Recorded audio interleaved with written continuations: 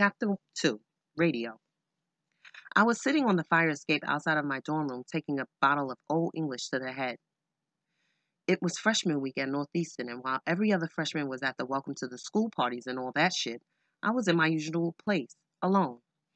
I thought, coming to college, I would finally find my place. I would have this whole crew that liked to do the same things I like to do. I knew early it wouldn't be the sorority types. I couldn't get with the Gucci shoe types. I wasn't with the goody-goody types. I didn't even hang out with my roommate. She was nice and everything, but we didn't have much in common. She had her crew, the athletic girls. Where in the hell were the like to drink, like to smoke, like to laugh crew? Where were they? It seemed that all of the freshmen were all clean cut, prim, and proper. I grew up in a white town. I knew how to drink. I wasn't looking for a welcome to school. Where were the real parties? So there I was on the fire escape with my best friend, me, getting fucked up on some weed and Old E, straight out of the bottle.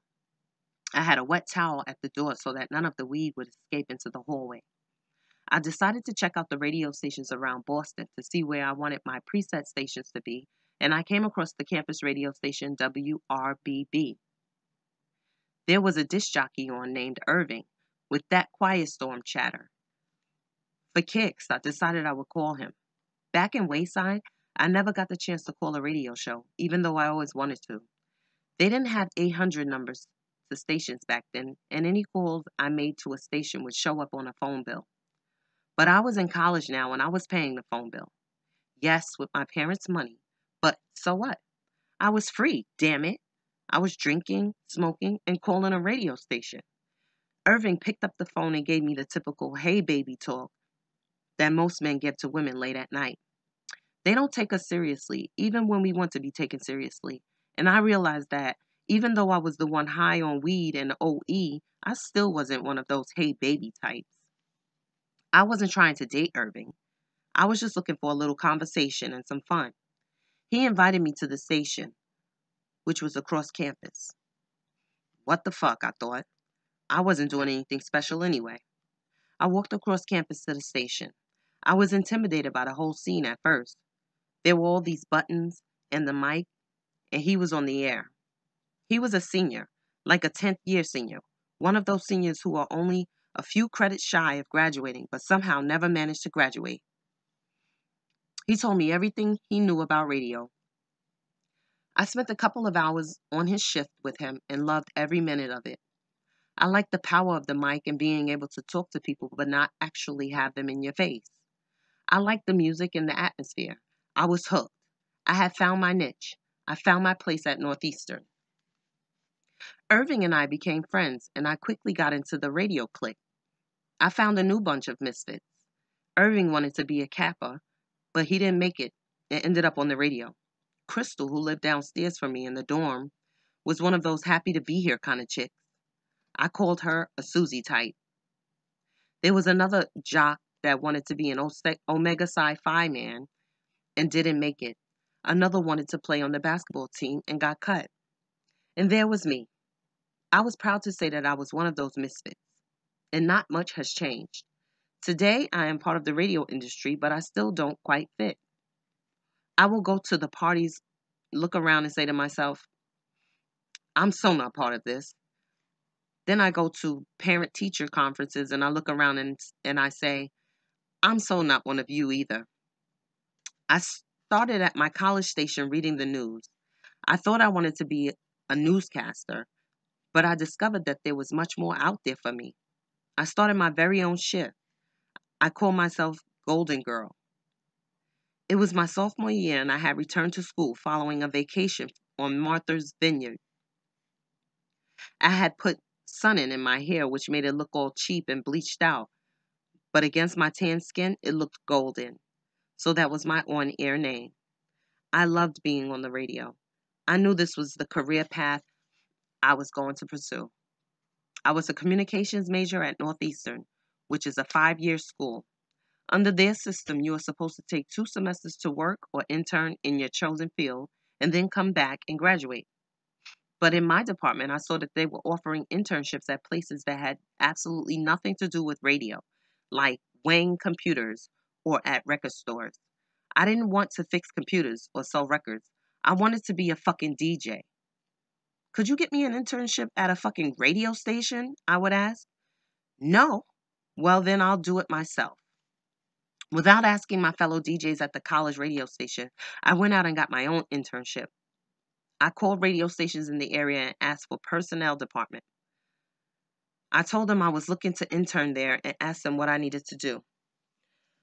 I knew when speaking to me, they thought I was white.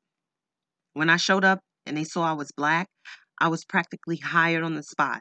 A black girl, a minority, who sounds white, I was in. I just capitalized on exactly who I am, knowing exactly where it will get me. And that's how I got my internship. I interned on the morning show at KISS 108, the #1 station in Boston. The morning host, Maddie Siegel, who is still there today, was the #1 jock in the city. I interned there while going to classes. Actually, I cut classes a lot of times to be there. This was going to be my big break, a break I created for myself. An internship back then, and still today, consists of getting coffee, making sure the jocks had whatever newspapers or faxes they needed, and being a gopher. And I did that happily, just to be around professional disc jockeys, just to be in that environment. But I wasn't content just doing that. I knew if somehow I stood out, opportunities would present themselves to you. I would spend the night before doing my nails. I would either paint each finger a different color or have bright, bright red nail polish. When I had to do my little work at the station, like delivering contest sheets or other papers, I would make a big to-do with my hands so that they would notice my nails. I would make sure that I made my special deliveries during the show when the mic was open. I did this because if they had any kind of manners, I was certain to get a "thank you, Wendy" on air. And I got to say, "You're welcome, Maddie," on the air. When I started doing outrageous things with my nails, the comments progressed from "thank you, Wendy" to "would you look at this? What have you done to your nails, Wendy?" And I would tell them. That led to them including me even more by asking, "What did you do last night, Wendy?" I guess expecting some outrageous answer. I did not disappoint. "Oh, I was watching Dynasty while doing my nails. And did you see the fight between Alexis and Crystal?" As I proceeded to go into my patented, enthralling, exciting blow by blow recapping of the fight, that turned into a weekly on-air recap on what happened on Dynasty. I turned a little internship, being a gopher, into being a featured player on the #1 rated morning show in Boston. I started turning my recorder on before going into the studio for my little part.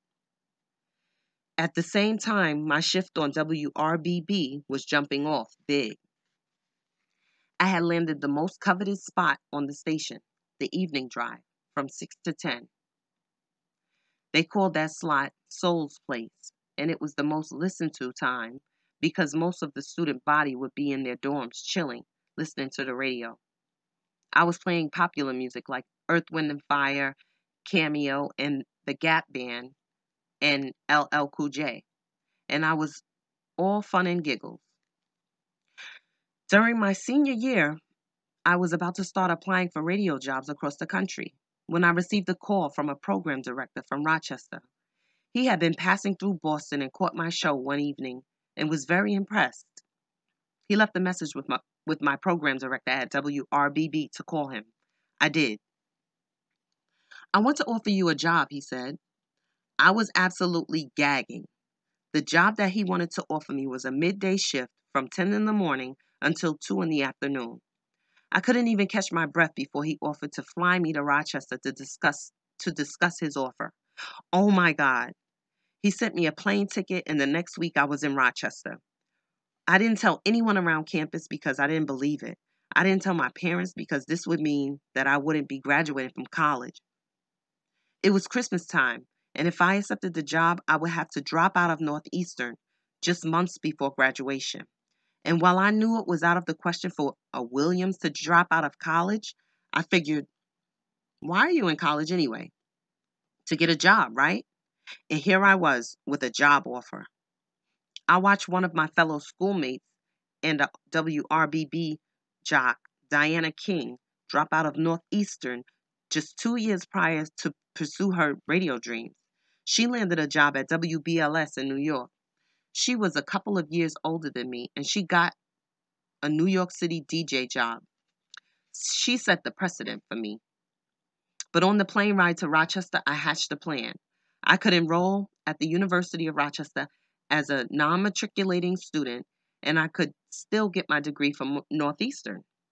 My parents would be happy, and all of those years of struggling through Northeastern would not be in vain. I arrived at the airport in Rochester. It was a snowy day, and the program director, who happened to be the son of the station's owners, was there to meet me. I spent the week from the time he called me until the time I actually ended up in Rochester fantasizing about this meeting. I envisioned that they would pick me up in a limo and put me in a fancy hotel like the Ritz-Carlton in Rochester. I imagined the station would be in a high-rise building with a new state-of-the-art equipment, with all new state-of-the-art equipment.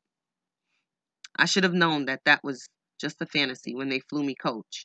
The program director showed up in a Camry and drove me to this radio station. It was inside a big house, not much bigger than my campus station, and a world away from KISS 108. That station was very upscale, with booming crystal clear 50,000 watts. KISS 108 had money. The program director, Sonny Joe White, drove a Bentley. Matty Siegel drove a Porsche and wore all designer clothes. That was my idea of the big time. But who was I kidding? I was still in college, working at a college station and interning at KISS 108. I was grateful for the offer. I was being plucked from my senior year. This program director told me that my starting salary would be $30,000, which was great money just out of college. Everything happened so fast. He gave me paperwork, introduced me to the owners, his parents, and everyone else at the station. He hooked me up with the realtor and dropped me off at a local hotel, which was more like a Motel 6 than the Ritz. But I was floating on cloud nine.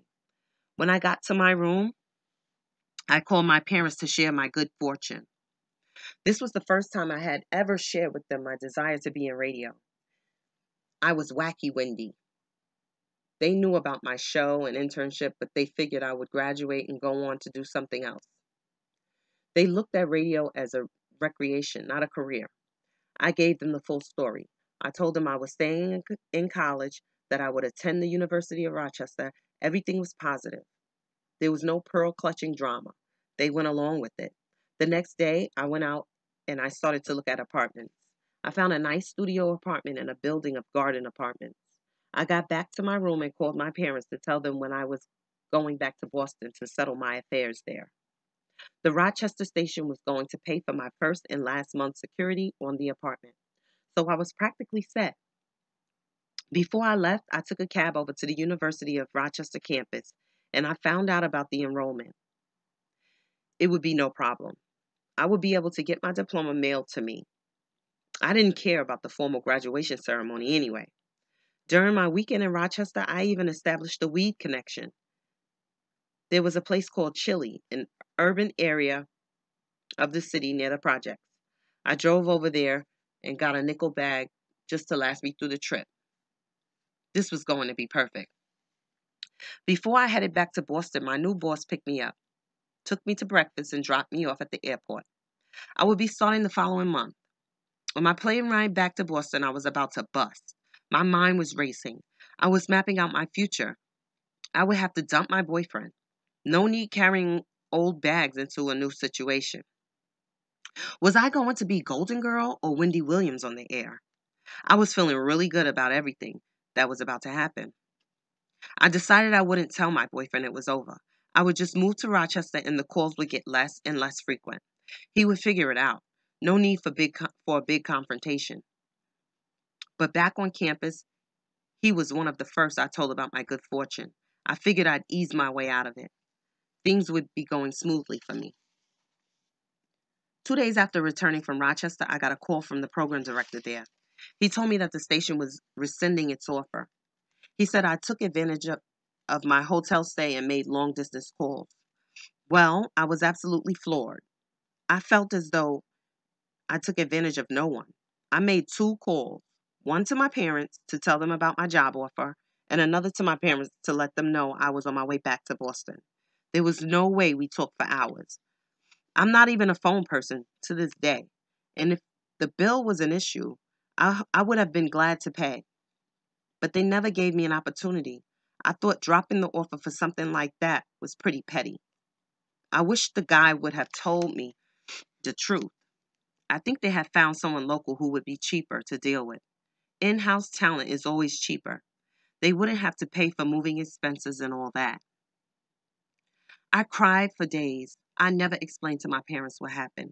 I told them that I decided not to take the job. Inside, I figured if they were offering me this job while I was still in college, I would certainly get offers. I learned a valuable lesson from this experience. Nothing is guaranteed. People can change their mind at the drop of a dime, and a lot of times you will have no recourse. I didn't curse anybody out. I couldn't sue. There was nothing I could do. All I could say was okay and cry. It was the late 1980s. I was a senior, and I didn't let the loss of the Rochester job stop me. I knew I had a few months left to get busy and send out on-air checks and find a radio job. He could take away the job, but he couldn't take away the complimentary things he said about my performance. He wanted me sight unseen. My air checks were a combination of WRBB and my soap opera reports on KISS 108. One of my fellow jocks, Mike Shannon, helped me put them together because I didn't have a clue. I was able to repay the favor years later when I gave his air checks to my boss at KISS FM in New York, where he's still a jock today. I used Radio and Records magazine, a trade publication for the industry, which has radio job openings, and sent out the tapes that Mike helped me put together all over the country. I got 3 offers back. Rehoboth Beach, Delaware, a station in a small town in Illinois, about 200 miles outside of Chicago, and I got an offer in St. Croix. I was not scared whatsoever to pack up my bags and go where I had to go to work.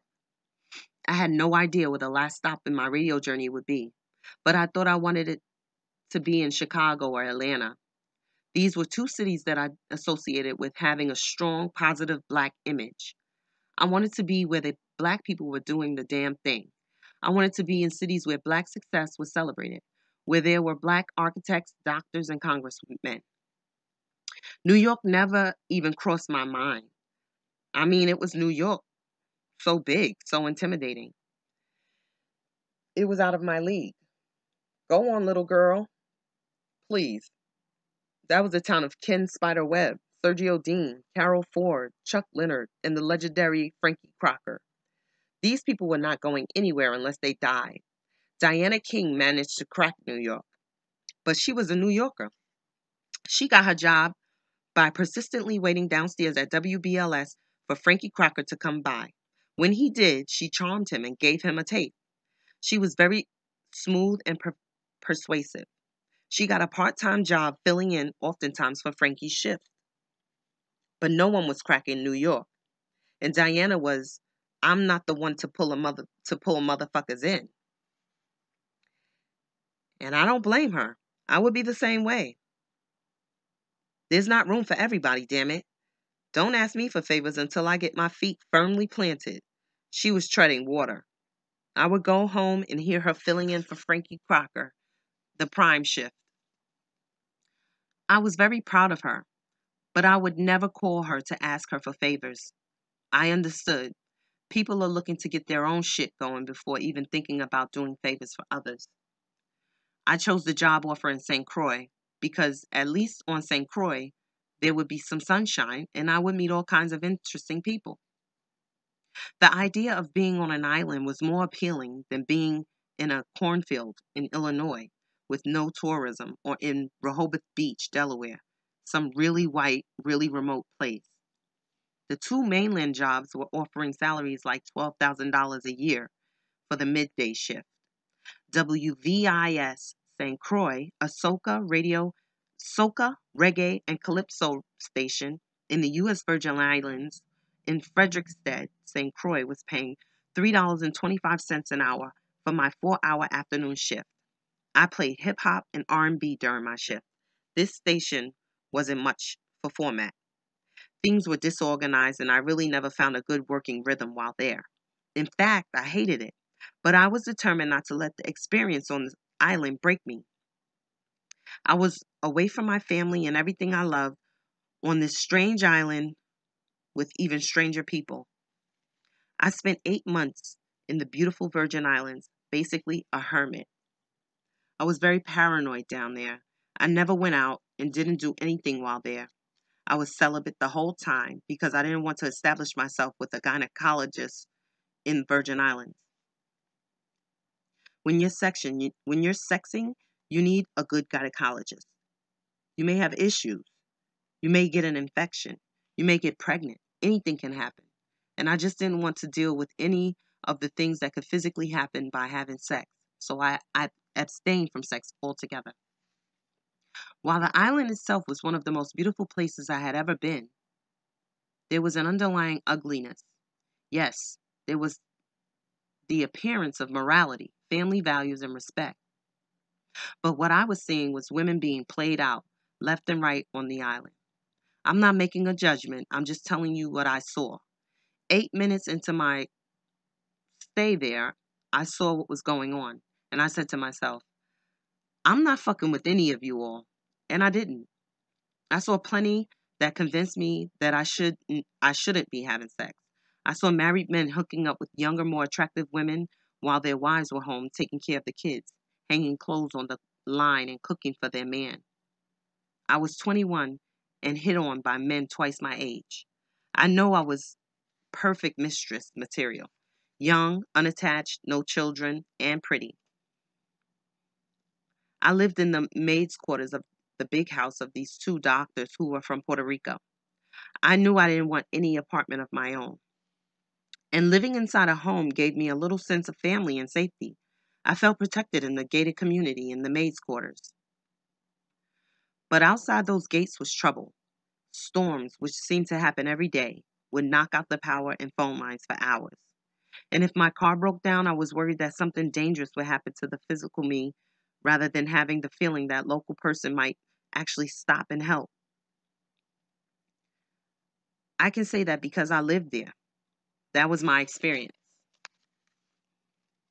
I made very little money, and the cost of living made it even worse. A pint of Haagen-Dazs was $5.25. Everything had to be flown in. The only thing that was cheap was the rum.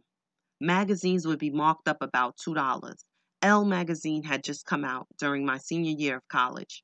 I absolutely loved it. I would have to wait 2 weeks longer than any newsstand in the United States. And when it did come, it was $4.25 down there, $2 more than in the States. Thank God for my parents. When I told them that I was taking the job in the Virgin Islands, they were skeptical, but they wished me well. I knew inside they felt that this radio thing wasn't serious and that they were just humoring me until I came to my senses and settled into a real job. My parents paid for my rent from the States. They bought me a beat up Pinto because the Subaru they bought me from graduation cost about $5,000 just to ship it to the Virgin Islands. So it sat in my parents' driveway. And I guess my parents felt I would be home soon enough. From their perspective, I was the little lost girl trying to find out what I was going to do with my life. So they figured they would keep things ready for me for my quick return. I would still have my own room and my car. We would be here to hug her and encourage her. And all would be right with the world. So there was no way I was going to tell them how I was really feeling about being in the Virgin Islands. I knew that I could not complain to them, partly because I didn't want to hear any, I told you so, but also because I didn't want them worrying about me at all. I kept the things that made me fearful to myself. I didn't want to be forced to leave the island or constantly worried about or ha-ha'd at by my friends. So my reports back home were always, "Oh, I'm having a great time." But there wasn't a day that went by that I didn't cry. Oftentimes I cried right through my show, behind the scenes, but I knew how to pull it together and put on a good face. There was a beach there called Hay Penny Beach. And I forgot the guy's name, but he was the Chi-Chi man. He was gay.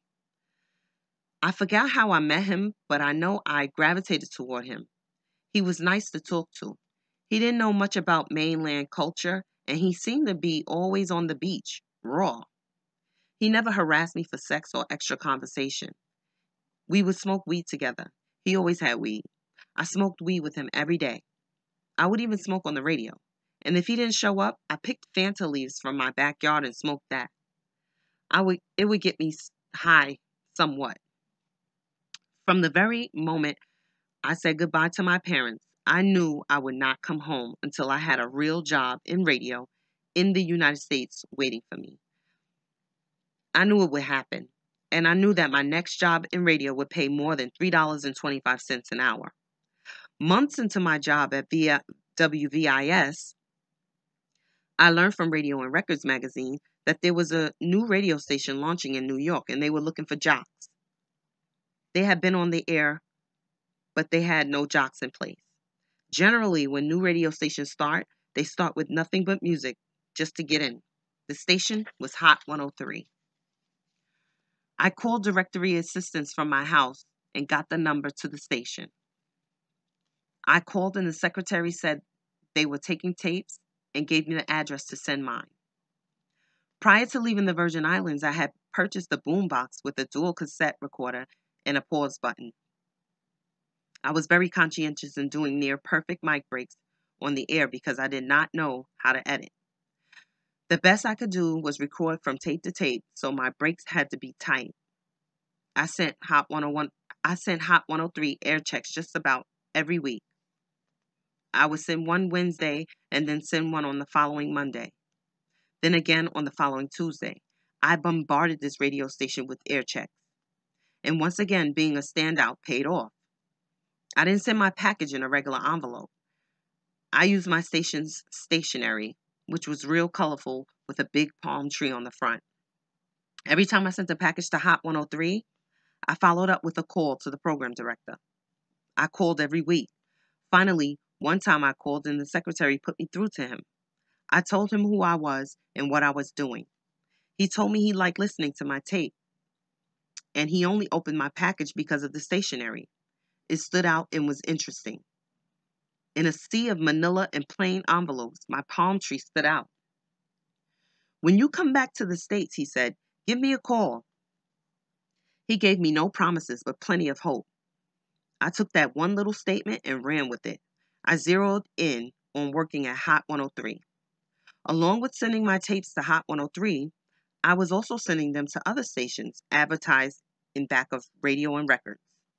I got a response from WOL-AM in Washington, D.C. They played oldies and had very low wattage, but I didn't care.